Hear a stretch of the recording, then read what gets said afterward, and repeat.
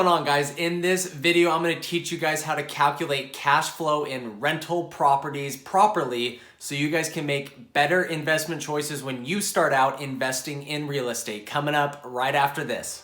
Your trusted real estate source, one video at a time.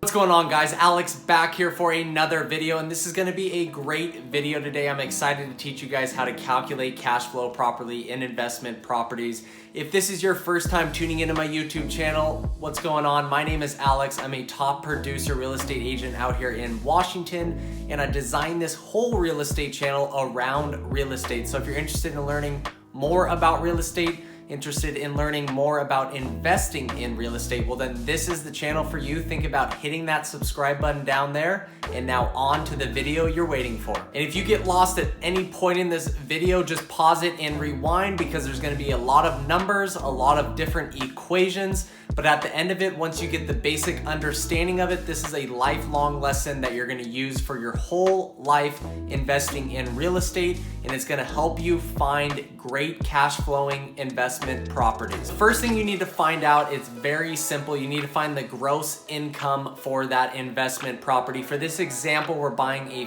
$400,000 property, and for an investment property, you need to put a minimum of a 20% down payment. So for this property, we're gonna get around $2,500 in monthly rent, which would be $30,000 a year in gross income. That's the first step. Very simple. You just need to figure out what that property would rent for and then multiply it by 12 to get a yearly basis. Second thing you need to do after you find the gross income, now you need to lay out all your expenses for that rental income per month. And let me break it down for you guys. It's gonna be over here. The first one's gonna be property tax. So for this, it's gonna be around $300 a month. Our next would be property insurance. The home has to have homeowners insurance. This is gonna be around $100 a month. Now let's say this property is located within a HOA, which I am not a fan of HOAs, but for this example, it'd be $30 a month. Maybe it's like a detached condominium or some type of property similar to that. Now the next thing is utilities. Now utilities are most likely gonna be zero because the renters within the property will pay the monthly utilities, not the landlord. Now the next ones is gonna be repairs and landscaping. This is gonna be around $200 a month total. Now a good rule of thumb, landscaping, you can probably find a landscaper for about $150 a month. And then property management. Now this is gonna be around $250. A good rule of thumb is 10% of the gross monthly income. So $2,500 times 0.10, you're gonna get $250. Now for this example, I am not gonna include property management into the overall monthly expenses, because if this is your first rental property you're buying, most likely you do not need a property manager, and I would recommend you guys actually not getting one so you guys understand what it takes to manage a property. Last item on the expenses is gonna be the vacancy. Now this will be $100 a month, and now basically this is factoring in that your property will not be rented all the time, right? You could have a renter in there and then they could leave, and then now you're liable to pay the utilities, and now you gotta pay the full mortgage amount, and you're not getting any rental income. So all we do is we simply tally all these up, and that's gonna total $730 a month. We have the gross income of $2,500 a month. We know all of our expenses, so now we need to move one layer down and find the net operating income per month. We simply find this by minusing the gross income minus your expenses. So we take $2,500 minus the $730 of expenses, which will get to a grand total of $1,770 for your net monthly income. Now to find your percent return on this, it's very simple. You're gonna take the $1,770 of net monthly income and divide it by your purchase price, which is $400,000. And then you're gonna multiply that by 100 to get it into percentage terms that you can read, which would be a return of 4.4%. And actually, this is also known as the capitalization rate, which I went over more in depth in another video that you guys can watch. But basically it's the NOI divided by the purchase price to get your return. 4.4% is assuming that you paid all cash for the property because we used the $400,000 purchase price as the figure in this equation. But this is where this video gets super interesting, and this is why I love real estate as investing, because you can leverage the bank. Now let's do the example of you taking out a mortgage, which normally people will do when they buy investment properties. And right now with interest rates so low, I recommend that you actually leverage the bank just because interest rates are below 4%. So for this example, with an investment property, you need to put 20% down. With a purchase price of $400,000, that would be $80,000 down.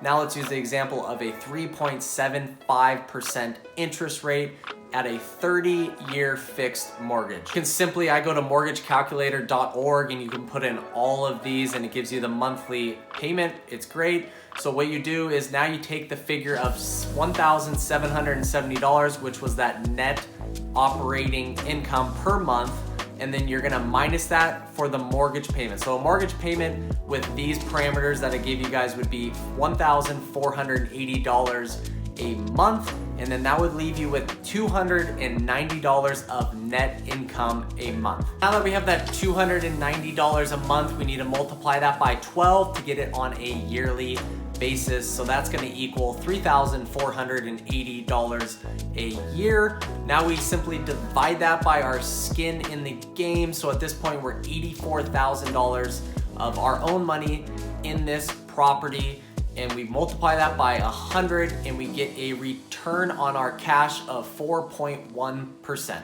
Now I'm gonna show you guys how you can bring this percent return above double digits. And what you need to look at is your equity portion in the property. And how you do this is on that mortgagecalculator.org website that I was talking about, you need to click on the link that says amortization table.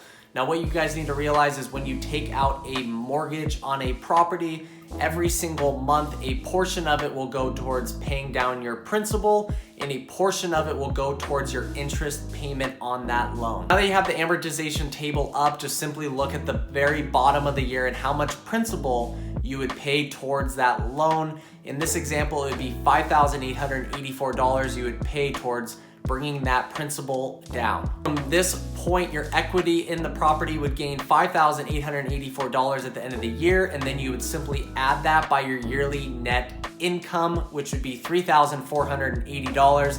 This would equal $9,364 would be your return on investment. Now you take your return on investment, $9,364, and divide it by your total skin in the game of $84,000.